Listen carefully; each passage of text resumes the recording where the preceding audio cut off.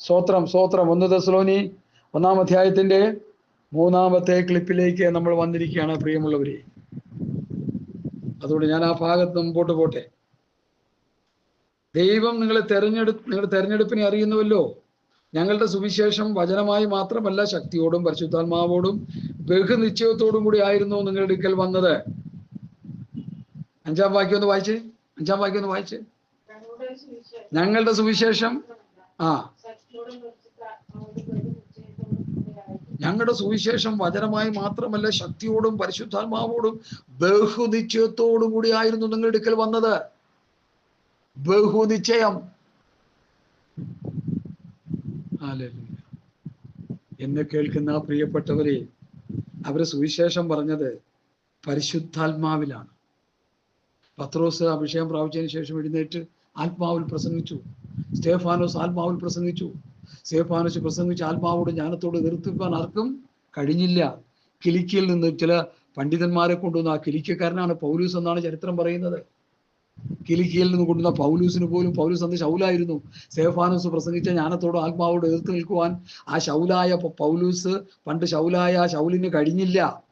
അന്ന് ശൗല് ന്യായപ്രമാണപ്രകാരം ജീവിക്കുന്നവനാ, ക്രൂശിന്റെ ശത്രുവാണ്. അവൻ ലോകത്തിലെ വലിയ ജ്ഞാനിയും ധനാഢ്യനും വലിയ വലിയ വമ്പൻ ഒരു വ്യക്തിത്വമായിരുന്നു അവന്.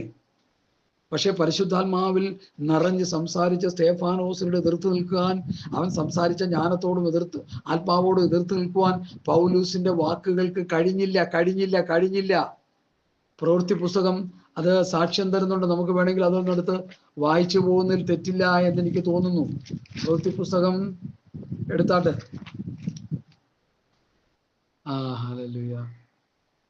പ്രവൃത്തി പുസ്തകം 6-ാം അധ്യായത്തിന്റെ ദൈവവചനം വരുന്നു. യെരൂശലേമിൽ ശിഷ്യന്മാരുടെ എണ്ണം പെരുകി, പുരോഹിതന്മാരിലും വലിയൊരു കൂട്ടം വിശ്വാസത്തിന് അധീനരായി തീർന്നു.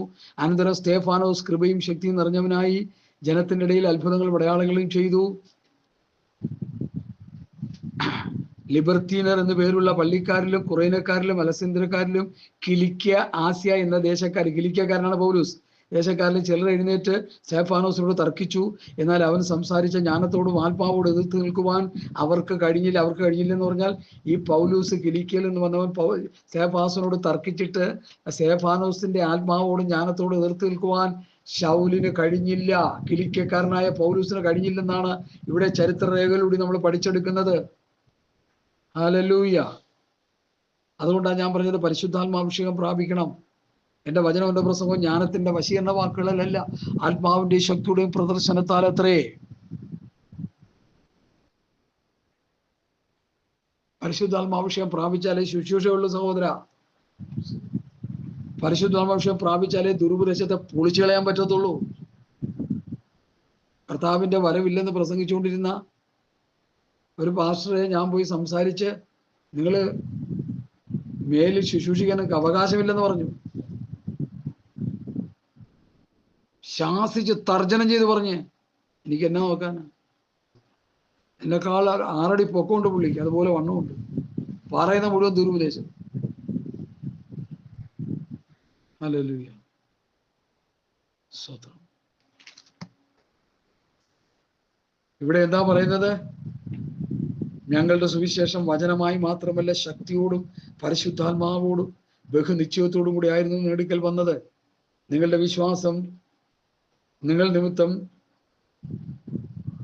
നിമിത്തം ഞങ്ങൾ നിങ്ങളുടെ ഇടയിൽ എങ്ങനെ പെരുമാറിയിരുന്നു എന്നറിയുന്നുവല്ലോ. ബഹുകഷ്ടം സഹിക്കേണ്ടി വന്നിട്ടും പരിശുദ്ധാത്മാവിന്റെ സന്തോഷത്തോടെ വചനം കൈക്കൊണ്ട് ഞങ്ങൾക്കും കർത്താവിനും അനുകാരികളായി തീർന്നു. ഇവിടെ 2 പ്രധാന കാര്യങ്ങൾ പൗലോസ് പറയുന്നു. പരിശുദ്ധാത്മാവിന്റെ ശക്തിയോടുകൂടിയാണ് തെസ്സലോനിക്കരുടെ അടുക്കലേക്ക് അപ്പോസ്തലന്മാർ വന്നത്. പരിശുദ്ധാത്മാവിന്റെ ശക്തിയോടുകൂടിയാണ് അവർ പ്രസംഗിച്ചത്. അത് മാത്രമല്ല, ബഹുകഷ്ടം സഹിച്ചുകൊണ്ടിരുന്ന തെസ്സലോനിക്ക സഭ പരിശുദ്ധാത്മാവിന്റെ സന്തോഷത്തോടുകൂടി വചനം കൈക്കൊണ്ട് ഞങ്ങൾക്കും കർത്താവിനും അനുകാരികളായി തീർന്നു. അപ്പൊ തെസ്സലോനിക്കയിലെ സഭ വചനം ഏറ്റെടുത്തത് എങ്ങനെയാണ്? ബഹുകഷ്ടം സഹിക്കേണ്ടി വന്നിട്ടും നിങ്ങൾ പരിശുദ്ധാത്മാവിന്റെ സന്തോഷത്തോടുകൂടി വചനം കൈക്കൊണ്ട് ഞങ്ങൾക്കും കർത്താവിനും അനുകാരികളായി മാറി. കർത്താവിനും അപ്പോസ്തലന്മാർക്കും തെസ്സലോനിക്ക സഭ അനുകാരികളായത് എങ്ങനെയാണ്? പറ. പരിശുദ്ധാത്മാവിന്റെ സന്തോഷത്തോടുകൂടി വചനം കൈക്കൊണ്ടു. അങ്ങനെ ഞങ്ങൾക്കും കർത്താവിനും അനുകാരികളായി തീർന്നു. അപ്പൊ പരിശുദ്ധാത്മാവിലുള്ള സന്തോഷത്തോടെ വചനം കൈക്കൊള്ളുന്നില്ലെങ്കിൽ അനുകരണീയമായൊരു ക്രിസ്ത്യ ജീവിതം നയിക്കാൻ നമുക്ക് കഴിയില്ലെന്നല്ലേ അവിടെ നിന്ന് പഠിച്ചെടുക്കേണ്ടത്. കർത്താവിന്റെ അനുകാരികളായി തീരാൻ നമുക്ക് കഴിയില്ല. അപ്പോസ്തലന്മാരുടെ അനുകാരികളായി തീരാൻ നമുക്ക് കഴിയില്ല. പൗലോസ് പറഞ്ഞു, നിങ്ങൾ എന്നെ അനുകരിപ്പിൻ, ഞങ്ങൾ നിങ്ങൾ കാണിച്ച മാതൃപ്രകാരം നടക്കുന്നവരെയും കുറിക്കൊള്ളുവിൻ. എന്നെ അനുകരിക്കാൻ ഇന്നത്തെ പൗലോസുമാരെ അനുകരിക്കാൻ പോയാൽ ജയിലിൽ പോയി കിടന്ന് ഉണ്ട തന്നേണ്ടി വരും നമ്മള്. യാതൊരു സംശയമില്ല കാര്യത്തിൽ. ജാതിപരി പറയുന്നവനും ജഡീകന്മാരും ലോകസ്നേഹികളും ദ്രവ്യാഗ്രഹികളും വിശ്വാസികളിൽ നിന്ന് കാശ് തട്ടിപ്പറിച്ചെടുക്കുന്നവരും. കോവിഡ് സമയത്ത് ഒരു പ്രസ്ഥാനത്തിന്റെ ഏറ്റവും വലിയ ലീഡർ പറഞ്ഞു, 4-4.5 കോടി രൂപ നമുക്ക് സമാഹരിക്കണം. എല്ലാ ചർച്ചുകളിലും സർക്കുലർ ഇറക്കി ഫണ്ട് റേസ് ചെയ്യാൻ പറഞ്ഞു. ചില പാസ്റ്റർമാർ എഴുന്നേറ്റ് ശക്തമായിട്ട് അതിനെതിരെ പ്രതികരിച്ചു. കോവിഡ് സമയം വിശ്വാസികൾ ഹോളിൽ വരുന്നില്ല, പ്രാർത്ഥനയ്ക്ക് വരുന്നില്ല, ജോലിയില്ല, പട്ടിണിയായിട്ട് കഴിയുക. ഈ സമയത്ത് എവിടെ നിന്ന് ഫണ്ട് റേസ് ചെയ്യാനാണ്? സുബോധത്തോടെയാണോ ഈ പ്രസ്താവന ഇറക്കിയതെന്ന് ചോദിച്ചു. വായ് മൂടിക്കെട്ടിക്കളഞ്ഞു. കാരണം പരിജ്ഞാനമില്ലാത്ത ശുശ്രൂഷകന്മാർ, വിവേകമില്ലാത്ത ശുശ്രൂഷകന്മാർ. പരിജ്ഞാനമില്ലായാൽ ജനം മര്യാദ വിട്ട് നടക്കുന്നു. വെളിപ്പാടില്ലാത്തടത്ത് ജനം അധോഗതി പ്രാപിക്കുന്നു. വെളിപ്പാടും പരിജ്ഞാനവും സുബോധവും തിരിച്ചറിവും ശുശ്രൂഷകന്മാർക്ക് ഇല്ലാത്തൊരു കാലഘട്ടമായി മാറി. വചനം പ്രസംഗിച്ച് ധനം സമ്പാദിക്കുന്നവരായി, കോടികൾ സമ്പാദിക്കുന്ന കോടീശ്വരന്മാരായി ഇന്ന് പലരും തീർന്നുകൊണ്ടിരിക്കുന്നു. സുവിശേഷ വേല ധനസമ്പാദനത്തിന് വേണ്ടിയാണെന്ന് ഞങ്ങളെ ദൈവവചനം പഠിപ്പിച്ച കർത്താവിന്റെ ദാസൻ എപ്പോഴും പറയുമായിരുന്നു. ഇന്ന് സുവിശേഷ വേല ധനസമ്പാദനത്തിന് വേണ്ടി, ജനത്തെ ക്രിസ്തുവിൽ തികഞ്ഞവരാക്കി നിർത്താൻ അല്ല അവരെ ശുശ്രൂഷ ചെയ്യുന്നത്. ഇതൊക്കെ പറയുന്നതിന് ആരെ പേടിക്കണം? എന്ത് പേടിക്കണം? സത്യമല്ലേ നമ്മളെ വിളിച്ചു പറയുന്നത്? ഒരു കൺവെൻഷൻ നടത്തിയാൽ അതിന്റെ പേരും പറഞ്ഞ് കാശുണ്ടാക്കണം. പന്തല് കെട്ടിയവനും ഫുഡ് കൊടുത്തവനും നോട്ടീസ് അടിച്ചവനും പിന്നെ എന്ന് വേണ്ട അതിന്റെ എല്ലാ ക്രമീകരണങ്ങളും ചെയ്തവര് അതിന്റെ പേര് പറഞ്ഞ് കുറച്ച് കാശ് പിടുങ്ങിക്കൊണ്ടിരിക്കുക. അവസാനം അടിയും അടിയോടനുബന്ധിച്ച് കോടതിയിൽ കേസുമായിട്ട് പോയിക്കൊണ്ടിരിക്കുക. ഇവരേത് സ്വർഗത്തിലാ പോണത്? പാസ്റ്റർ നിങ്ങളാണോ സ്വർഗത്തിൽ പോകാൻ വിധിക്കുന്നത്? ഞാനല്ല. പ്രവൃത്തികൾ കാണുമ്പോൾ 1 കൊരിന്ത്യർ ലേഖനം 6-ാം അധ്യായം വായിച്ചു നോക്കി ആര് സ്വർഗത്തിൽ പോകുന്നു അവിടെ എഴുതി വെച്ചിട്ടുണ്ട്. അന്യായം ചെയ്തവൻ സ്വർഗരാജ്യം കാണുകയില്ലെന്ന് തന്നെ അവിടെ എഴുതിയിരിക്കുന്നേ. ഇടത്തിന്റെ പ്രവൃത്തി ചെയ്യുന്നവൻ സ്വർഗരാജ്യത്തിൽ കാണത്തില്ലെന്ന് തന്നെ ഗലാത്യർ ലേഖനം പഠിപ്പിക്കുന്നേ. Hallelujah, hallelujah. അപ്പൊ ബഹുകഷ്ടം സഹിക്കേണ്ടി വന്നിട്ട് നിങ്ങൾ പരിശുദ്ധാത്മാവിന്റെ സന്തോഷത്തോടെ വചനം കൈക്കൊണ്ട് ഞങ്ങൾക്കും കർത്താവിനും അനുകാരികളായി തീർന്നു. കഷ്ടതയുടെ തീച്ചൂളയിലൂടെ കടന്നു പോകുമ്പോൾ ഹല്ലേലൂയ, പരിശുദ്ധാത്മാവിന്റെ സന്തോഷത്തോടെ ദൈവവചനം കൈക്കൊണ്ട് ഞങ്ങൾക്കും കർത്താവിനും അനുകാരികളായി തീർന്നു. 2 കൊരിന്ത്യർ ലേഖനം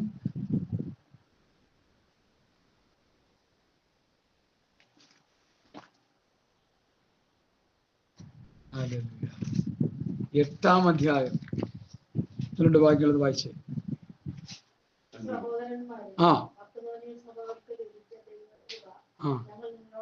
അറിയിക്കുന്നു.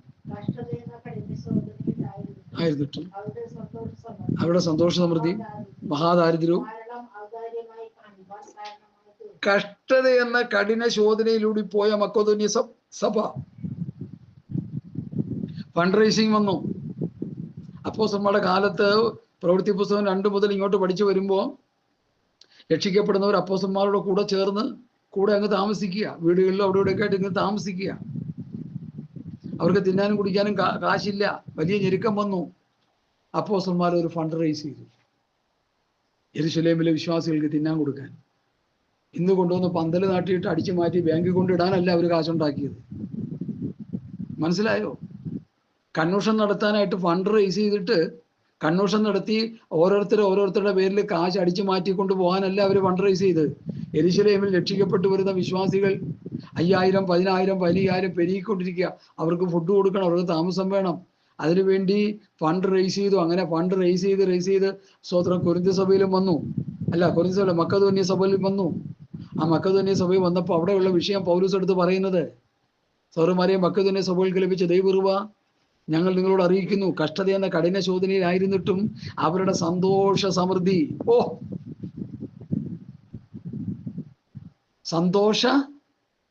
എന്താ ഈ സന്തോഷ സമൃദ്ധി? ദൈവരാജ്യം, ഭക്ഷണം, പാനീയമല്ല, നീതി, സമാധാനം, പരിശുദ്ധാത്മാവിലുള്ള സന്തോഷം. അത് ചീഞ്ഞളിഞ്ഞ കാര്യങ്ങൾ കണ്ടുകൊണ്ട് സന്തോഷിക്കുന്ന സന്തോഷം അല്ലത്. മനസ്സിലാക്കുക സഹോദരങ്ങളെ. സന്തോഷ സമൃദ്ധി. മഹാദാരിദ്ര്യവും ധാരാളം ഔദാര്യം കാണിപ്പാനിട വന്നു. അവരുടെ ദാരിദ്ര്യത്തിന്റെ നടുവിലും അവരുടെ കഷ്ടതയുടെ തീച്ചൂളയിലും മക്കതോന്യ സഭയിൽ യെരുശലേമിലെ വിശ്വാസികൾ ഭക്ഷണം കഴിക്കുന്നില്ല, അവർക്ക് ആഹാരം ഇല്ല, അവർക്ക് താമസ സൗകര്യങ്ങളില്ല, അവർക്ക് വസ്ത്രങ്ങളില്ല. അങ്ങനെ ഫണ്ട് റേസ് ചെയ്യാൻ വന്നപ്പോൾ മക്കതോന്യ സഭ മഹാശോധനയിലൂടെയും കഷ്ടതയിലൂടെയും പോകുമ്പോൾ തന്നെ ധാരാളമായ ഔദാര്യം കാണിച്ചു എന്ന പരിശുദ്ധാത്മാവ് എഴുതി വെച്ചിരിക്കുക. ഇത് സത്യമല്ലേ? ഇന്നത്തെ സഭകളും ഈ മക്കതോന്യ സഭയായിട്ടൊന്ന് താരതമ്യം പഠിച്ചു നോക്കിയേ. തമ്മിത്തല്ലി വഴക്കുണ്ടാക്കി കോടതി കയറി ഇറങ്ങുന്ന സഭകളെ ഒന്ന് ഭാവനയിൽ കണ്ടു നോക്കിയേ. ദൈവമേ, ഹല്ലേലൂയ. ഞാന് വേഗത്തിൽ മുമ്പോട്ട് പോകട്ടെ. ബഹുപക്ഷം സഹിക്കേണ്ടി വന്നിട്ടും ഞങ്ങൾ പരിശുദ്ധാത്മാവിന്റെ സന്തോഷത്തോടെ ദൈവവചനം കൈക്കൊണ്ട് ഞങ്ങൾക്കും കർത്താവിനും അനുകാരികളായി തീർന്നു. അങ്ങനെ നിങ്ങൾ മക്കദോന്യയിലും അഖായിലും വിശ്വസിക്കുന്ന എല്ലാവർക്കും പ്രസിദ്ധമായി തീർന്നു. അപ്പോൾ യേശുക്രിസ്തുവിന്റെ അനുകാരികളായി തെസ്സലോനിക്ക സഭയിലെ വിശ്വാസികൾ തീർന്നപ്പോൾ അടുത്ത് നടന്നൊരു സംഭവമാണ് ഇവിടെ എഴുതിയിരിക്കുന്നത്. അങ്ങനെ നിങ്ങൾ മക്കദോന്യയിലും അഖായിലും വിശ്വസിക്കുന്ന എല്ലാവർക്കും മാതൃകയായി തീർന്നു. തെസ്സലോനിക്ക സഭ. ഇങ്ങനെയുള്ളൊരു സഭ ഇന്ന് ഭൂമിയിലുണ്ടോ? ഉണ്ടെങ്കിൽ സന്തോഷം. കുറവാണെന്ന എൻ്റെ ചിന്ത. ഇങ്ങനെയുള്ള സഭകളായിരിക്കണം ഭൂമിയിൽ ഉണ്ടാകേണ്ടത്. ഈ സഭകൾ ആ കർത്താവിൻ്റെ വരെ പോകുന്നല്ല. ഇന്ന് കാണുന്ന സഭകളൊന്നുമല്ല. അതൊക്കെ ചുമ്മാ പേരിന് വേണ്ടി നടക്കുക. ഇന്ന് ഓരോ പേരിൽ അറിയപ്പെടുന്ന സഭകളൊക്കെ അത് ഓരോ ലക്ഷ്യത്തോടെ പോകുന്ന സഭകളാണ്. കർത്താവിൻ്റെ സഭ ആയിരിക്കാൻ യാതൊരു ന്യായമില്ലെന്നാണ് ഞാൻ ചിന്തിച്ചുകൊണ്ടിരിക്കുന്നത്. പ്രവൃത്തി പുസ്തകം 2:42 അവർ അപ്പോസ്തലന്മാരുടെ ഉപദേശം കേട്ട് കൂട്ടായ്മ വരച്ച് അപ്പം നുറുക്കി പ്രാർത്ഥന കഴിച്ചു പോകും. അധ്യായത്തിന്റെ അവസാനം കർത്താവ് രക്ഷിക്കപ്പെടുന്നവരെ ദിനംപ്രതി സഭയോട് ചേർത്തുകൊണ്ടിരിക്കും. ആരെ ചേർത്തുകൊണ്ട്? അപ്പോസ്തലന്മാരുടെ ഉപദേശം കേട്ട് കൂട്ടായ്മ വരച്ച് അപ്പം നുറുക്കി പ്രാർത്ഥന കഴിച്ചും പോകുന്നവരെ സഭയോട് ചേർത്തുകൊണ്ട്. അല്ലാത്ത സഭകളൊന്നും കർത്താവിന്റെ സഭയല്ല, വേറെ ഏതൊക്കെയോ സഭകളാണ്. ധീവര സഭ, പുലയർ മഹാസഭ, SNDP സഭ, നിയമസഭ, ആ സഭ, ഈ സഭ, ഇഷ്ടംപോലെ സഭകളുണ്ട് ഭൂമി. അതിലൊന്നായി സഭകളൊക്കെ. ഇവരുടെയൊക്കെ ലക്ഷ്യം മാറിപ്പോയി സഹോദരങ്ങളെ.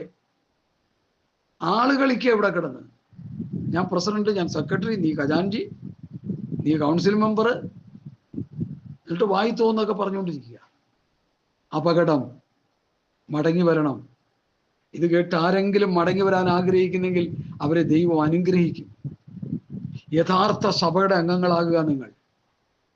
ഏതാ യഥാർത്ഥ സഭ? അപ്പോസ്തലന്മാരുടെ ഉപദേശം കേട്ട് കൂട്ടായ്മ വരച്ച് അപ്പം നുറുക്കി വരുന്ന യഥാർത്ഥ സഭ. സഭകളായിരിക്കും.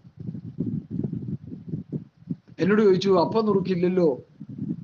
ഒരു സഹോദരൻ ചോദിച്ചു. അവരുടെ ഭാര്യയും മക്കളൊക്കെ ഒന്നുകൂടി നന്നാകട്ടെന്ന് പറഞ്ഞു. പോത്ത് പോലെ ഇരുന്ന് ഉറങ്ങുക. ശുശ്രൂഷ തുടങ്ങുമ്പോൾ തന്നെ ഉറക്കോ. ഈ ഉറങ്ങിയിരിക്കുന്നവർ ഞാൻ എങ്ങനെ അപ്പം മുറിച്ചു കൊടുക്കും? ഈ പറഞ്ഞ പുള്ളിയാണെങ്കിൽ തലതിരിഞ്ഞ പുള്ളി. പുള്ളിക്കൊക്കെ എങ്ങനെ അപ്പം മുറിച്ചു കൊടുക്കണേ? അല്ലേ, എനിക്ക് മനസ്സിലാകുന്നില്ല. നമുക്കൊരു പ്രായൽപ്പം ഉണ്ടാകണ്ടേ മനസ്സിലെ? നമ്മൾ ഇത്ര പേർക്ക് കൊണ്ടുവന്ന് കൊടുക്കുക.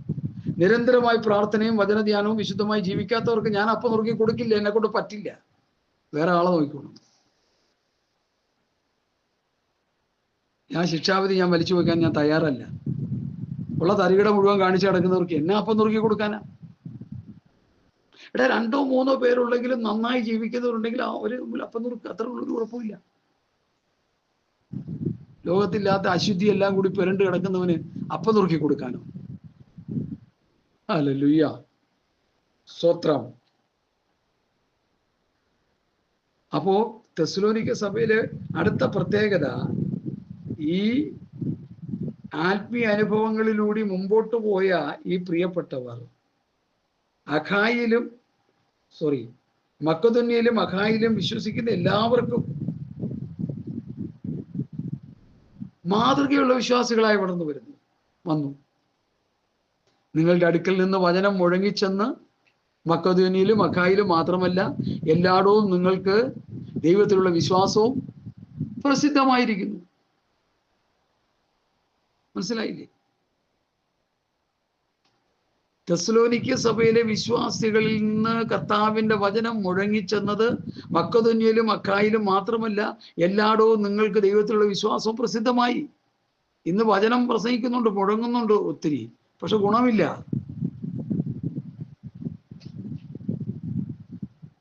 അന്ന് അങ്ങനെയല്ല. തെസ്സലോനിക്ക സഭ ദൈവവചന വ്യവസ്ഥപ്രകാരം ജീവിച്ച് അവരുടെ ശുശ്രൂഷകൾ എവിടെയൊക്കെ പോയി? മക്കെദോന്യയിലും അഖായിലും എല്ലായിടവും നിങ്ങൾക്കുള്ള ദൈവത്തിലുള്ള വിശ്വാസം പ്രസിദ്ധമായി.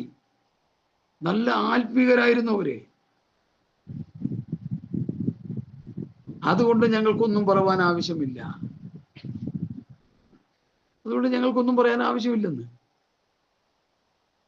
ഞങ്ങൾ നിങ്ങളുടെ അടുക്കൽ എങ്ങനെയുള്ള പ്രവേശനം സാധിച്ചുവെന്നും ജീവനുള്ള സത്യദൈവത്തെ സേവിപ്പാനും അവൻ മരിച്ചവരുടെ ഇടയിൽ തീർന്നേൽപ്പിച്ച തൻ്റെ പുത്രനും വരുവാനുള്ള കോപത്തിൽ നമ്മെ വിടുവിക്കുന്നവനുമായ യേശു സ്വർഗത്തു നിന്ന് വരുന്നത് കാത്തിരിപ്പാനും നിങ്ങൾ വിഗ്രഹങ്ങളെ വിട്ട് ദൈവത്തിലേക്ക് എങ്ങനെ തിരിഞ്ഞുവെന്നും അവർ തന്നെ പറയുന്നു.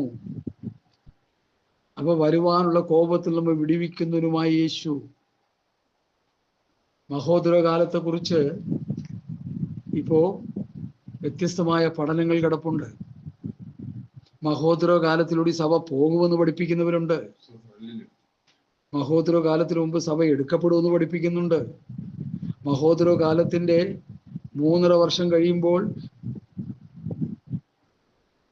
സഭ എടുക്കപ്പെടും. മഹോദര കാലം തുടങ്ങി 3.5 വർഷം കഴിയുമ്പോൾ സഭ എടുക്കപ്പെടുമെന്ന് പഠിപ്പിക്കുന്ന വേറൊരു കൂട്ടരുണ്ട്. ഇങ്ങനെ വിഭിന്നമായ ദുരുപദേശം കൊണ്ട് നിറഞ്ഞു കിടക്കുന്ന ഒരു ആത്മീയ ഗോളമാണ് നമ്മുടെ മുൻപിലുള്ള ഗോളം. അതിന് പൗലോസ് ഇവിടെ പറയുന്ന വാക്യം വളരെ മനോഹരമാണ്. തൻ്റെ പുത്രനും വരുവാനുള്ള കോപത്തിൽ നമ്മെ വിടുവിക്കുന്നതിനുമായി യേശു. ഈ വരുവാനുള്ള കോപം എന്ന് ഇവിടെ പറയുന്നത് ഉപദ്രവകാലം, മഹാ ഉപദ്രവകാലം. അതാണ് മഹോപദ്രവകാലം എന്ന് പറയുന്നത്. വലിയ ഉപദ്രവം നേരിടും. മരണത്തിന് കൊതിക്കുന്ന നാളുകൾ, മരിപ്പാൻ ഇഷ്ടപ്പെടുന്ന നാളുകൾ, മലകളെ പാറകളെ ഞങ്ങളുടെ മേൽ വീഴുവിനെന്ന് അലറി വിളിക്കുന്ന കാലഘട്ടം. സഭ മാറ്റപ്പെട്ടു കഴിഞ്ഞാൽ എതിർക്രിസ്തു ഈ സർവ്വലോകത്തിന്റെയും ഭരണ സാന്നിധ്യം ഏറ്റെടുക്കും. അവൻ നിയമം കഠിനമാക്കും. ഇന്ന് കാണുന്ന നിയമങ്ങൾ പലതും പൊളിച്ചെഴുതും. എതിർക്രിസ്തുവിനെതിരെ ആരെങ്കിലും ഏതെങ്കിലും നിലയിൽ അസഭ്യം പുലമ്പിയാൽ അപ്പോൾ അവന് തിരിച്ചറിയാൻ കഴിയും അവനൊരു സ്പിരിറ്റാണ്.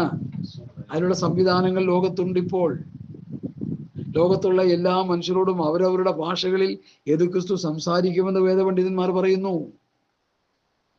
കോടിക്കണക്കിന് രൂപ ബാങ്കുകളിൽ ഡിപ്പോസിറ്റ് ചെയ്തിരിക്കുന്നവരുടെ ഡിപ്പോസിറ്റ് മുഴുവൻ ഒരു സെക്കൻഡ് കൊണ്ട് നഷ്ടമാകും. 260 രാഷ്ട്രങ്ങളെ ഭരിച്ചുകൊണ്ടിരിക്കുന്ന ഭരണാധിപന്മാരെല്ലാം മാറിയിട്ട് എതിർക്രിസ്തുവിന്റെ ഭരണം വരുമ്പോൾ ഏകലോക ഗവൺമെന്റ്, ഏകലോക ഭരണം, ഏകലോക എക്കണോമി, ഏകലോകം, ഒരൊറ്റ ലോകം. അതിനുവേണ്ടി നമ്മുടെ മഹാനായ മോദി പോലും കാര്യങ്ങൾ കരുതി നീക്കിക്കൊണ്ടിരിക്കുന്നു. നിങ്ങൾ ആരെങ്കിലും ശ്രദ്ധിക്കുന്നുണ്ടോ? അതൊക്കെ കാലത്തിന്റെ ചുമരെടുത്ത് നിങ്ങൾ വായിക്കണം. ഏകലോക നിയമം, ഏക സിവിൽ നിയമത്തിലേക്ക് നമ്മുടെ രാജ്യം പൊയ്ക്കൊണ്ടിരിക്കുകയാണ്. പയ്യെ പയ്യെ ഒഴുകി പൊയ്ക്കൊണ്ടിരിക്കുകയാണ്. ഇപ്പൊ തന്നെ നമുക്ക് ഓരോരുത്തർക്കും ഓരോ നമ്പർ ആയില്ലേ? ഇപ്പൊ നിങ്ങളെ വിളിക്കണ ഒരു നമ്പറിൽ വിളിച്ചാൽ നിങ്ങൾ കിട്ടും, എന്നെ വിളിച്ചാൽ ഒരു നമ്പറിൽ കിട്ടും. എതിർക്രിസ്തുവിന്റെ കാലം വരുമ്പോ 7 നമ്പർ മാറിയിട്ട് 3 നമ്പർ ആവും. അതാണ് 666. ആ സാത്താന്റെ നമ്പർ വീഴുന്നതിന് മുമ്പ് അഭിഷേകം പ്രാപിച്ച് പോകാൻ നോക്കിക്കോ. നല്ല ഒന്നാന്തരം പെണ്ണുങ്ങളുടെ പൊട്ടിടുന്ന നെറ്റിയില്, തിരുനെറ്റിയില്, പണ്ടൊരു ഉപദേശി പറയുക, പൊട്ടും അതും ഇതുമൊക്കെ വാരിക്കോരി തേക്കുന്ന ആ നെറ്റിയില് 666 എന്നുള്ള നമ്പർ വീഴുന്നതിന് മുൻപ് രക്ഷപ്പെടാൻ നോക്കിക്കോ. എതിർക്രിസ്തു വന്ന് തന്റെ മുദ്ര അടിക്കുന്നതിന് മുമ്പ് രക്ഷപ്പെടാൻ നോക്കിക്കോ. കർത്താവ് സഭ എടുക്കുമ്പോൾ ആ സഭയുടെ ഒപ്പം നമ്മൾ പോണം. ഇവിടെ കിടന്നു പോകരുത്. അതാണ് എൻ്റെ പ്രസംഗത്തിന്റെ പ്രധാന വിഷയം. അതാ, ഈ പ്രസംഗിച്ചുകൊണ്ടിരിക്കുമ്പോൾ ഇത് കേൾക്കുന്ന നിങ്ങളുമായിട്ട് ഒരു കണ്ടുമുട്ടൽ ഉണ്ടാവുമെന്നൊന്നും എനിക്ക് ഉറപ്പില്ല. ഹല്ലേലൂയ. പക്ഷെ ഒരു കാര്യം ഞാൻ പറയാം, ഈ പറയുന്ന വചനങ്ങൾ നമുക്ക് ബാധകമാണ്. ഹല്ലേലൂയ. നമ്മൾ ജോലി ചെയ്യുന്നു, അധ്വാനിക്കുന്നു, കാശുണ്ടാക്കുന്നു, ജീവിക്കുന്നു, കാര്യങ്ങളെല്ലാം ശരിയാ. പക്ഷേ കർത്താവിന്റെ വരവിന് വേണ്ടി ഒരുങ്ങിക്കൊണ്ടിരിക്കണം വിശ്വാസികൾ. സഭ ഒരുങ്ങിക്കൊണ്ടിരിക്കണം, ഉണർന്നിരിക്കണം, ഒരുങ്ങിയിരിക്കണം, സദാകാലം ഉണർന്നും പ്രാർത്ഥിച്ചുകൊണ്ടിരിക്കണം. വരുവാനുള്ള കോപത്തിൽ നമ്മെ വിടുവിക്കുന്നതിനുമായി യേശു സ്വർഗത്തിൽ നിന്ന് വരുന്നത് കാത്തിരിക്കണം നമ്മൾ. അപ്പൊ വരുവാനുള്ള കോപം എന്ന് പറഞ്ഞാൽ ഇത് ക്രിസ്തുവിന്റെ മഹാകോപ ദിവസമാണ്. അതാ ഇവിടെ പൗലോസ് പറയുന്നത്. അതുകൊണ്ടാണ് വരുവാനുള്ള കോപത്തിൽ നമ്മെ വിടുവിക്കും എന്ന് പറയുന്നതിന്റെ അർത്ഥം, ഈ കോപത്തിന് മുൻപ് സഭ ഇവിടെ നിന്ന് മാറ്റപ്പെടും, ഇവിടെ കിടക്കത്തില്ല. ഇന്ന് മഹോദര കാലത്തിലൂടെ പോകാനായിട്ട് ആഗ്രഹിച്ച് പ്രാർത്ഥിച്ച് പ്രസംഗിച്ചുകൊണ്ടിരിക്കുന്ന ഒരു കൂട്ടം വിശ്വാസികളും പാസ്റ്റർമാരുമുണ്ട്. എനിക്ക് പലരെയും അറിയാം. എനിക്ക് അവരോടും പോയി സംസാരിക്കാനുള്ള താല്പര്യവും ഇല്ല, നിയോഗവും ഇല്ല. അവരെന്തെങ്കിലുമൊക്കെ പറഞ്ഞു കേട്ടി.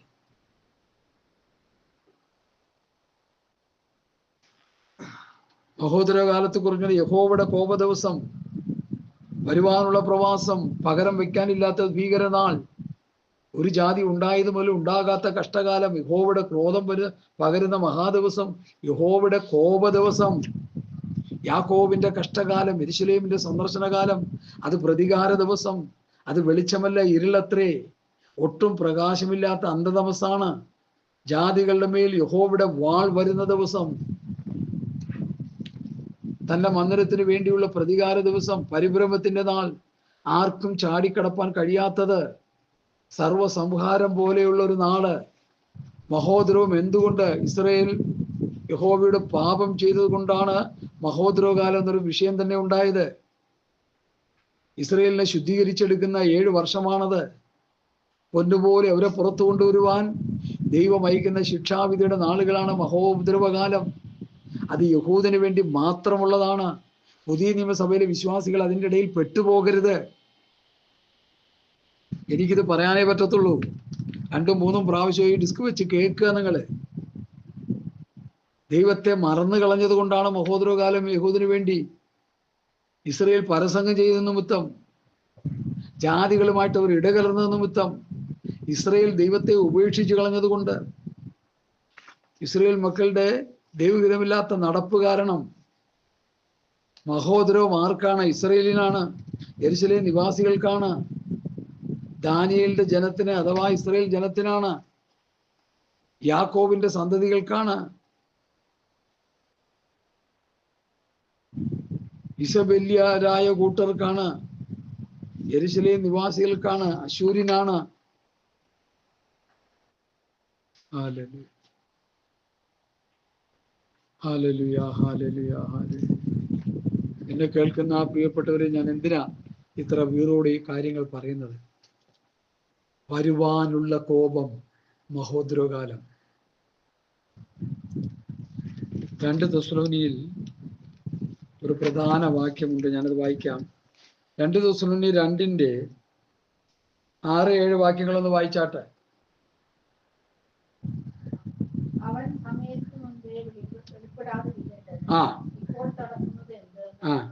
അറിയുന്നു. അധർമ്മത്തിന്റെ മർമ്മം ഇപ്പോഴേ വ്യാപരിക്കുന്നുണ്ട്.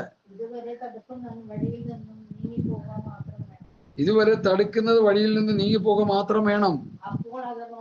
അപ്പോൾ അധർമ്മമൂർത്തി വെളിപ്പെട്ട് വരും. മതി. പിന്നെ അവനെ കർത്താവിന് തന്റെ വായ് കൊണ്ട് വായിലെ വാളുകൊണ്ട് നശിപ്പിക്കുന്ന കാര്യം അത് പറയുന്നത്. അപ്പോ അധർമ്മത്തിന്റെ മർമ്മം ഇപ്പോഴേ വ്യാപരിക്കുന്നുണ്ട്. തടുക്കുന്നവൻ വഴിയിൽ നീങ്ങിപ്പോക മാത്രം വേണം. തടുക്കുന്നതാരാ? പരിശുദ്ധാത്മാവ്. പരിശുദ്ധാത്മാവ് സഭയായിട്ട് ഇവിടെ പോയി കഴിഞ്ഞാൽ അത് അധർമ്മമൂർത്തി പിശാചിന്റെ ലോകം ഈ ഇങ്ങോട്ടേക്ക് ഇറങ്ങി വരും പെട്ടെന്ന്, സെക്കൻഡ് കൊണ്ട്. നമുക്ക് രക്ഷപ്പെടാൻ കഴിയില്ല പിന്നെ. അതുകൊണ്ടാണ് കർത്താവിന്റെ വരവിൽ കാഹളം ധ്വനിക്കുമ്പോൾ സഭ ഒരുങ്ങിയിരിക്കണം, ഉണർന്നിരിക്കണം, സദാകാലം ഉണർന്നും പ്രാർത്ഥിച്ചുകൊണ്ടിരിക്കണമെന്ന് പറയുന്നതിന്റെ പ്രധാന കാരണം. അങ്ങനെ കർത്താവിന്റെ വരവിൽ സഭ ഒരുങ്ങിപ്പോകാതിരിക്കാൻ വേണ്ടി പിശാച് പല നിലയിലാണ് ഇന്ന് ശുശ്രൂഷകന്മാരെ ഉപയോഗിച്ചുകൊണ്ടിരിക്കുന്നത്. ദൈവത്തിന്റെ ആത്മാവ് അല്ല ഉപയോഗിച്ചുകൊണ്ടിരിക്കുന്നത്. വചനത്തെ കോട്ടിക്കളഞ്ഞും കൂട്ടിയേർത്തും മറിച്ചു കളഞ്ഞും തത്വജ്ഞാനവും ചപ്പും ചവറും ഒക്കെ പ്രസംഗിച്ചുകൊണ്ടിരിക്കുക. സഭയിൽ പ്രസംഗിക്കേണ്ടത് കർത്താവ് വരുന്നു, ഒരുങ്ങണം ഒരുങ്ങണം ഒരുങ്ങണം, കൈവിടപ്പെട്ടു പോകരുത് കൈവിടപ്പെട്ടു പോകരുത്. അധർമ്മത്തിന്റെ മർമ്മം ഇപ്പോഴേ വ്യാപരിക്കുന്നുണ്ട്. നിയമപാലികനായ പോലീസിനെ നെഞ്ചത്ത് ചവിട്ടി കൊന്ന ഭീകരന്മാർ അല്ലേ? എത്ര ഭീകരമായ അവസ്ഥകളാണ് നടമാടുന്നത് നമ്മുടെ ഈ കാലത്ത്. ഈ കഴിഞ്ഞ ദിവസങ്ങളിലൊക്കെ കൊലപാതകത്തിന്റെ പരമ്പരകളായിരുന്നു. തിരുവനന്തപുരം പെന്തക്കോസുകാരനായ ഒരു വിശ്വാസിയുടെ മകൻ തന്നെ കഴുത്തറുത്തു കൊന്നു. ഹല്ലേലൂയ. പാരമ്പര്യ പെന്തക്കോസുകാരൻ, കുറഞ്ഞ പുള്ളിയൊന്നുമല്ല അവൻ. കാരണം പാസ്റ്റർമാർക്ക് ദൈവസഭയുടെ ഉപദേശം പറഞ്ഞ് ജനത്തെ കർത്താവിൻ്റെ ഒരു ഒരുക്കാൻ നേരമില്ല. അവർക്ക് വിദേശത്ത് പോയി പ്രസംഗിക്കാനും കാശുണ്ടാക്കാനും അവർക്ക് കൺവെൻഷൻ നടത്താനും. ഈ കൺവെൻഷൻ നടക്കുമ്പോഴെങ്കിലും വിശ്വാസികളെ ഉപദേശപ്രകാരം ഒരുക്കിയെടുക്കണം, ഉണരണം, ഒരുങ്ങണം. അപ്പോസ്തലന്മാരുടെ ഉപദേശം കേട്ട് കൂട്ടായ്മ ആചരിക്കണം, ഉണർന്നിരിക്കണം, ഒരുങ്ങിയിരിക്കണം, സദാകാലം ഉണർന്ന് പ്രാർത്ഥിച്ചുകൊണ്ടിരിക്കണം. ബുദ്ധിയുള്ള പത്തികന്യയുടെ ഉപമ എന്തിനാ പറഞ്ഞത്? ആർപ്പവിളി ഉണ്ടായി, ആർപ്പവിളി ആർപ്പവിളി ആർപ്പവിളി ഉണ്ടായപ്പോൾ എന്ത് സംഭവിച്ചു?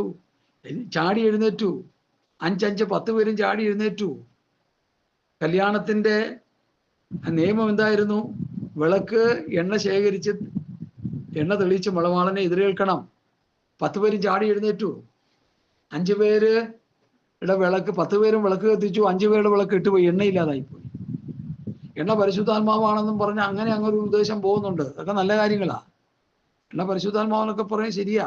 പക്ഷെ അവിടുത്തെ പ്രധാന വിഷയം ഒരുങ്ങിയിരിക്കുക, ഒരുങ്ങിയിരിക്കുക. ഒരുങ്ങിയിരുന്നവർ അവനോടുകൂടി മണയറയിൽ പ്രവേശിച്ചു. സ്തോത്രം സ്തോത്രം. എന്നെ കേൾക്കുന്ന പ്രിയപ്പെട്ടവരെ, ഒരുങ്ങിയിരുന്നവർ മണിയറയിൽ പ്രവേശിച്ചു. അതാണ് പ്രധാന വിഷയം, ഒരുങ്ങിയിരിക്കുക. ഈ ലോകപ്രകാരം ഒരു വിവാഹം നടക്കുമ്പോൾ മണവാളൻ വിവാഹത്തിന് വേണ്ടി വേദിയിൽ വരുമ്പോൾ മണവാട്ടി എങ്ങനെയാ വരുന്നത്? ഒരുങ്ങിയല്ലേ വരുന്നത്. ഒരു കൂറ ചീലയിട്ടുണ്ട് കയറി വരുമോ? മാക്സിമം ഒരുങ്ങാന്ന് ഒരുങ്ങല്ലേ.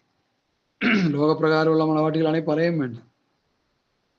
ഒരു രാത്രി മുഴുവനായിരിക്കും ഒരുക്കുക. പെണ്ണിനെ ഉറങ്ങാൻ പോലും വിടത്തില്ല അവർ. പെന്തക്കോസ്തുകാർ ഒട്ടും പിന്നിലല്ല. കരിയടിയും ചോപ്പടിയും ഒക്കെ അവരും കൊണ്ട് നടത്തിക്കൊണ്ടിരിക്കുക. ഇപ്പോൾ എനിക്കറിയാം പെന്തക്കോസ് പെൺകുട്ടികൾ ബ്യൂട്ടി പാർലറിൽ പോയി ഒരുങ്ങി ചുണ്ടിൽ ചുമപ്പും തേച്ച് മുഖത്ത് പുട്ടിയടിച്ച്, എന്തിനാണെന്നേ ഇത്? ആരെ കാണിക്കാനാ? കഴുത്തിൽ മിന്നുമിട്ട് മാലയിട്ട് വളയിട്ട്. ഞങ്ങൾക്കറിയാം ഇവിടെ അടുത്തൊരു പ്രസ്ഥാനമുണ്ട്. ഒരു സഹോദരന്റെ മോളുടെ കല്യാണത്തിന് പോയിട്ട് ഞാൻ ലജ്ജിച്ചു പോയി. കഴുത്ത് കാണാൻ പറ്റുന്നില്ല, അതുപോലെ ഓർണമെന്റ്സ് കൊണ്ട് നിറച്ചിരിക്കുക. വിശുദ്ധന്മാരെന്ന് പറഞ്ഞു കിടക്കുക. ലോകസ്നേഹം, ദൈവത്തോട് ശത്രുത്വം എന്ന് പ്രസംഗിച്ചുകൊണ്ടിരിക്കുക. അവര് ഈ ലോകത്തോട് അൻപരാകരുതെന്ന് പ്രസംഗിച്ചുകൊണ്ടിരിക്കുക. എന്താ ഈ പ്രസംഗത്തിന്റെ അർത്ഥമൊന്നും മനസ്സിലാകുന്നില്ല. ജഡമോഹം, കൺമോഹം, ജീവനത്തിന്റെ പ്രധാനം, ഇതെല്ലാം പിതാവിൽ നിന്നല്ല ലോകത്തിൽ നിന്ന് എത്രയാകുന്നു. ലോകക്കാരായിരിക്കാതെ കൊണ്ട് ഞാൻ നിങ്ങളെ ലോകത്തിൽ നിന്ന് തെരഞ്ഞെടുത്തു.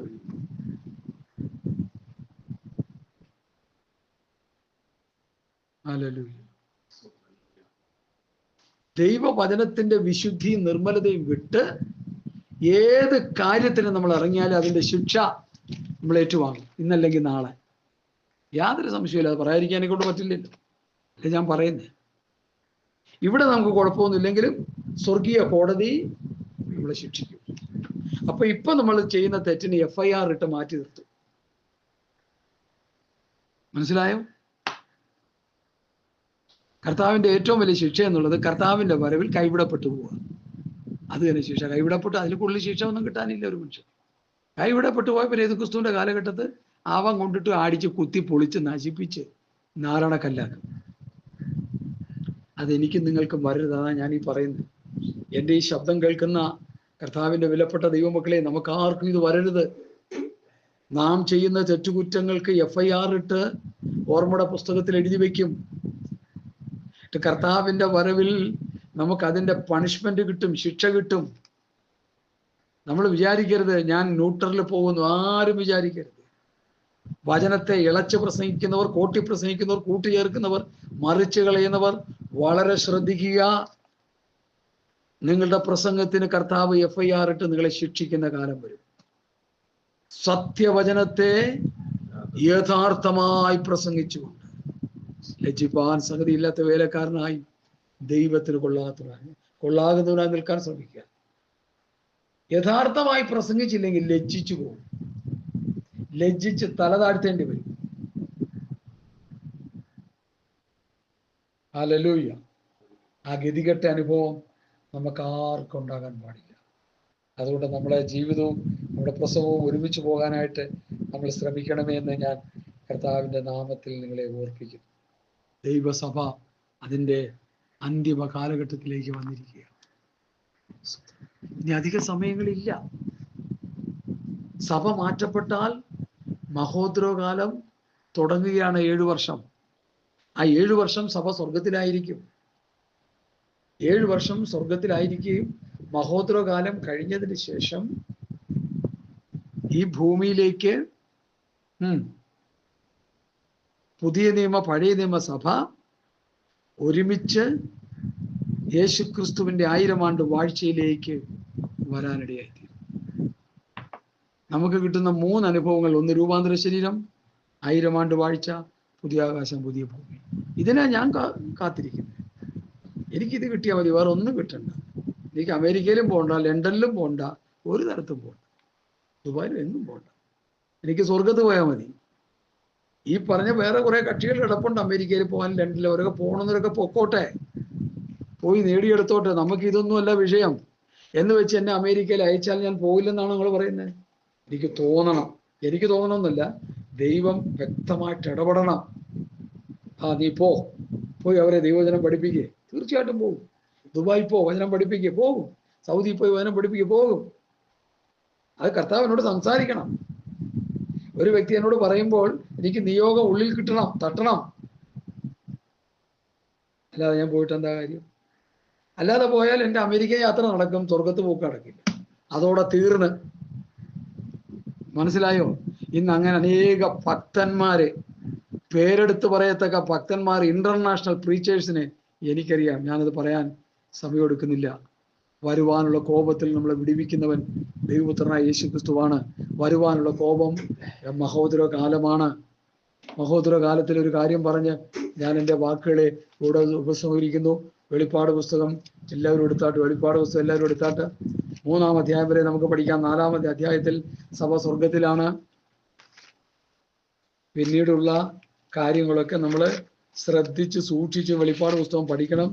ഇന്ന് വെളിപ്പാട് പുസ്തകം പറയുന്നവരെ വെളിവുകെട്ട പഠിപ്പിക്കലാണ് പഠിപ്പിച്ചുകൊണ്ടിരിക്കുന്നത്. ഞാൻ പലരുടെയും പ്രസംഗം കേട്ടിട്ട് എനിക്ക് മനസ്സിലായി, നല്ല നല്ല പാസ്റ്റർമാരാണെങ്കിൽ പോലും അവർ പറയുന്നതൊക്കെ ഒത്തിരി തെറ്റുകളുണ്ടെന്ന് എനിക്ക് തോന്നിപ്പോവുകയല്ല. വചനം പഠിക്കുമ്പോൾ നമുക്ക് കാണാൻ കഴിയും. ചില കാര്യങ്ങളൊക്കെ കൃത്യമാണ്, ചില കാര്യങ്ങളൊക്കെ വലിയ അബദ്ധങ്ങളാണ് പഠിപ്പിച്ചു വെക്കുന്നത്. എനിക്കതോർത്ത് ഞാൻ സങ്കടപ്പെടുക.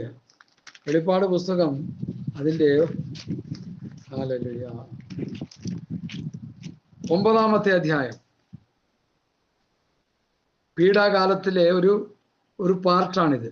5-ാമത്തെ ദൂതൻ ഊതി, അപ്പോൾ ഒരു നക്ഷത്രം ആകാശത്ത് ഭൂമിയിൽ വീണ് കിടക്കുന്നത് ഞാൻ കണ്ടു. അവന് അഗാധകൂപത്തിന്റെ താക്കോൽ ലഭിച്ചു. അവൻ അഗാധകൂപം തുറന്നു.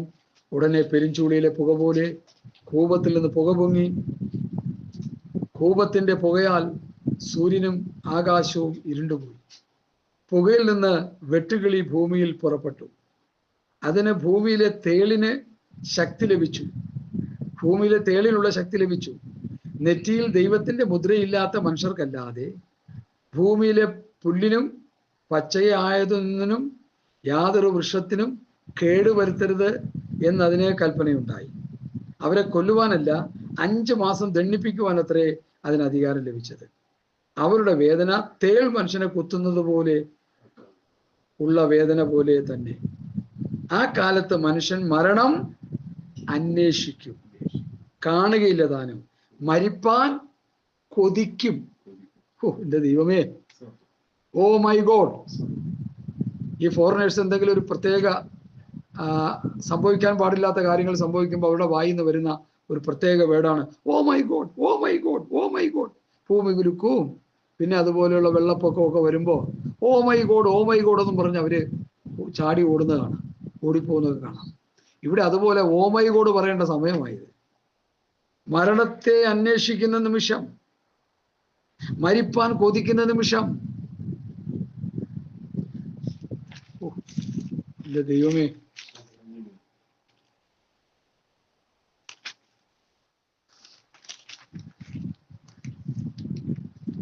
മലകളോടും പാറകളോടും ഭൂമിയിലെ രാജാക്കന്മാരും മഹത്തുക്കളും സഹസ്രാധിപന്മാരും ധനവാന്മാരും ബലവാന്മാരും സകല ദാസന്മാരും സ്വതന്ത്രരും ഗുഹകളിലും മലകളിലും ഒളിച്ചുകൊണ്ട് മലകളോടും പാറകളോടും ഞങ്ങളുടെ മേൽ വീഴുവിൻ, സിംഹാസനത്തിൽ ഇരിക്കുന്നവന്റെ മുഖം കാണാതെ വണ്ണം, കുഞ്ഞാടിന്റെ കോപം തട്ടാതെ വണ്ണം ഞങ്ങളെ മറപ്പിൻ.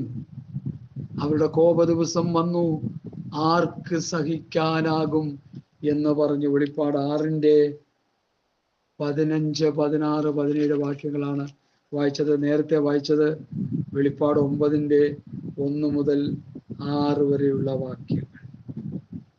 മഹാകോപ ദിവസം, യഹോവയുടെ കോപ ദിവസം, യാക്കോബിന്റെ കഷ്ടകാലം എന്നീ ക്രമത്തിൽ ഈ കോപ ദിവസം വരാൻ സമയമായി. സഭ മാറ്റപ്പെട്ടാൽ 7 വർഷം ഇവിടെ മഹോദരകാലം. കൈവിടപ്പെട്ടു പോയാൽ പാസ്റ്റർ സാമും അക്കൂട്ടത്തിലുണ്ടാകും, സഹോദരൻ ഫ്രാൻസിസും അക്കൂട്ടത്തിൽ കാണും, പാസ്റ്റർമ്മ അക്കൂട്ടത്തിൽ കാണും. കൈവിടപ്പെട്ടു പോയാൽ, ഞാൻ പറയുന്നത് ശ്രദ്ധിച്ചു കേൾക്കും. അതുകൊണ്ട് കൈവിടപ്പെട്ടു പോകരുത്. പെന്തക്കോസ് കളിച്ച് നടക്കരുത്. ദുരുപദേശം കേൾക്കരുത്. ഞങ്ങളോട് പ്രാപിച്ച പ്രമാണം വിട്ട് ക്രമം കെട്ട് നടക്കുന്ന ഏത് സഹോദരനോടും അകന്നുകൊള്ളണം. നിത്യത നഷ്ടമാകാൻ അത് മതി. ഞങ്ങൾ ദൈവത്തിൽ നിന്നുള്ളവരാകുന്നു. ദൈവത്തിൽ നിന്നുള്ളവൻ ഞങ്ങളുടെ വാക്ക് കേൾക്കുന്നു, ദൈവത്തിൽ നിന്നല്ലാത്തവൻ ഞങ്ങളുടെ വാക്ക് കേൾക്കുന്നില്ല. ദൈവത്തിൽ നിന്ന് പുറപ്പെട്ടു വന്ന ആദിമ അപ്പോസ്തലന്മാർ തരുന്ന ഉപദേശം കേട്ട് ജീവിച്ചാൽ നമ്മൾ ദൈവത്തിൽ നിന്നുള്ളവരാണ്, അല്ലെങ്കിൽ നമ്മൾ ദൈവത്തിൽ നിന്നുള്ളവരല്ല. അതാ വാക്യം പറയും, ഞങ്ങൾ ദൈവത്തിൽ നിന്നുള്ള, ദൈവത്തിൽ നിന്ന് ഞങ്ങളുടെ വാക്ക് കേൾക്കുന്നു, ദൈവത്തിൽ നിന്നല്ലാത്തവൻ ഞങ്ങളുടെ വാക്ക് കേൾക്കുന്നില്ല. സത്യത്തിന്റെ ആത്മാവ് ഏതെന്നും വഞ്ചനയുടെ ആത്മാവ് ഏതെന്നും ഇതിനാൽ അറിയാം. അപ്പൊ വഞ്ചനയുടെ ആത്മാവ് വരാനുള്ള കാരണം എന്താ? അപ്പോസ്തലന്മാരുടെ ഉപദേശം കേൾക്കാതെ പോയാൽ വേറെ ഒന്നും ചെയ്യേണ്ട. നമ്മൾ അപ്പോസ്തലന്മാർ തരുന്ന ഉപദേശം പുറംകാലം കൊണ്ട് തട്ടിക്കളഞ്ഞാൽ നമ്മുടെ വഞ്ചനയുടെ ആത്മാവുള്ളവരാണ്. മനസ്സിലായോ? നിങ്ങളെ തള്ളുന്നവൻ എന്നെ തള്ളുന്നു, എന്നെ തള്ളുന്നവൻ അയച്ചവനെ തള്ളുന്നു. നമ്മൾ അപ്പോസ്തലന്മാരുടെ ഉപദേശം തള്ളിക്കളഞ്ഞാൽ കർത്താവ് നമ്മളെ തള്ളിക്കളയും. മനസ്സിലായോ? അപ്പോസ്തലന്മാരുടെ ഉപദേശം നമ്മൾ തള്ളിയാൽ കർത്താവിന് നമ്മെ വേണ്ട, നമ്മൾ ജഡീകന്മാരുടെ ലിസ്റ്റിലായി. അതുകൊണ്ട് അപ്പോസ്തലന്മാരുടെ ഉപദേശം കേട്ട് കൂട്ടായ്മ ചപ്പം നുറുക്കി പ്രാർത്ഥന കഴിച്ച് വേഗം വരുന്ന കർത്താവിനെ എതിരേൽപ്പാൻ ഒരുങ്ങുവാൻ തക്കവണ്ണം സർവശക്തനായ കർത്താവ് നമുക്ക് കൃപ തരട്ടെ എന്ന് ആത്മാർത്ഥമായി പ്രാർത്ഥിച്ചുകൊണ്ട് എൻ്റെ വാക്കുകളെ ചുരുക്കുന്നു. കർത്താവ് വചനങ്ങളാൽ നമ്മെ അനുഗ്രഹിക്കട്ടെ. അല്പസമയം സ്വോത്രം ചെയ്യാം. സ്വോത്രം ചെയ്യാം. സ്വോത്രം സ്വോത്രം സ്വോത്രം സ്വോത്രം സ്വോത്രം ഹൂരബദല ശിഖരബദന ഹദല ദിരി വിഗാദുന ഭാഷാന്തരാജന ഹാലലൂ.